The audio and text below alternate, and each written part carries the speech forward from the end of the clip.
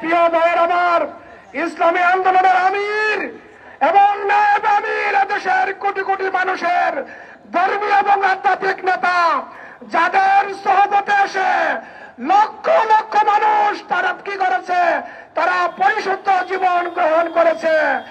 এই সকল আল্লাহওয়ালাদের সামনে যেরকম বেয়াদবিমূলক উস্কানিমূলক কথা বলা হচ্ছে, আমরা বলে দিতে চাই, মুখ সামলে কথা বলুন।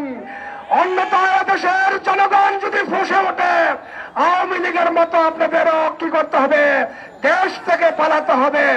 প্রিয় ভাইয়ের আমার, আমরা বলে দিতে চাই, জাতিসংঘ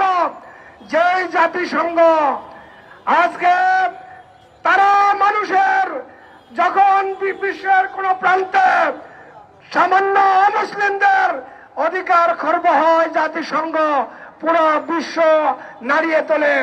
আজকে আমরা দেখছি বিশ্বের কোটি কোটি মানুষ নির্মমভাবে মুসলমান, আজকে তারা হত্যার শিকার হচ্ছে। ফিলিস্তিনের মানবাধিকার তারা ফিরে দিতে পারে নাই, বিশ্বের বিভিন্ন দেশে তারা মানবাধিকার প্রতিষ্ঠা করতে পারে নাই। যে জাতিসংঘ তাদের দেশে মানবাধিকার প্রতিষ্ঠা করতে পারে না, এই জাতিসংঘের মাধ্যমে আমাদের দেশের মানবাধিকার প্রতিষ্ঠার কোনো প্রয়োজন নাই। কাজেই বাংলাদেশে জাতিসংঘের মানবাধিকার অফিস এদেশের মানুষ কোনোভাবে মেনে নিবে না। আমরা বলবো, উপদেশের সরকারকে আপনারা অনুমতি দিয়েছেন, তাদের অনুমতি বাতিল করুন। এদেশে মানবাধিকার অফিস হবে না, হবে না, হবে না। এই বলে আমার বক্তব্য শেষ করছি। আল্লাহ হাফেজ।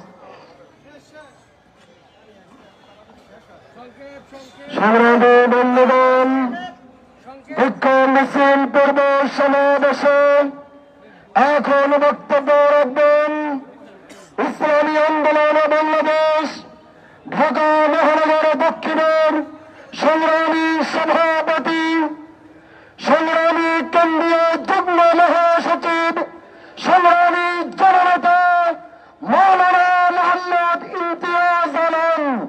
বক্তব্য রাখবেন মৌলানা মোহাম্মদ ইমতিয়াজ আলম।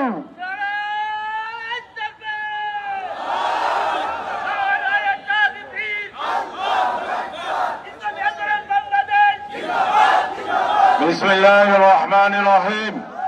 নাহমাদুহু ওয়া নুসাল্লি আলা রাসূলিহিল কারীম। ইসলামী আন্দোলন বাংলাদেশ ঢাকা মহানগর উত্তর ও দক্ষিণ কর্তৃক আয়োজিত আজকের